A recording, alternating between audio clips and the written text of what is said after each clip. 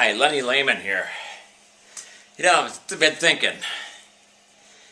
I went into the hospital last weekend, and I had, just a minute. Hang on just a second.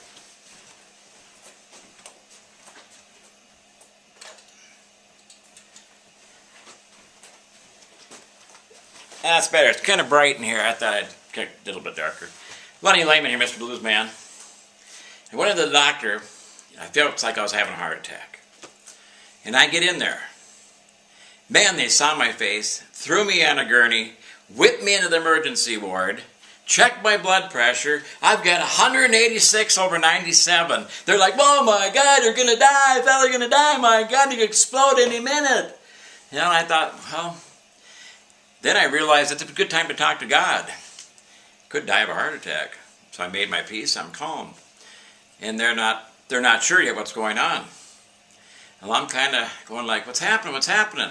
Well, my clothes are ripped off, you know, I'm laying there, but I got my blue jeans back on. Yes, I did. And it was a little bit, because it was cold in there. Well, they started doing checks on me. Here comes the money machine. They bring in all these carts, and first they check your heart, and you rub this thing, and they can see you. Like the same deal they use on you when you're pregnant. You can see the baby. They can see your heart. And they're looking at that. And he says, man, you've really got a great heart. I said, yeah, that's a lot of people telling me I have a great heart. Thank you very much. And he says, you've got something around the lining of your heart. And what it was a sinus infection had gone down there and gone around the lining of my heart, which gave me my elevated blood pressure. Which by now they've given me, what's this, nitroglycerin, because they thought I was having a heart attack. And they go, well, your nitroglycerin, how's that working for you? And I'm going like, what? How's it working? Well, burning my mouth underneath my tongue. I never had this before. It tastes like copper. I don't know. Well, what's it supposed to do?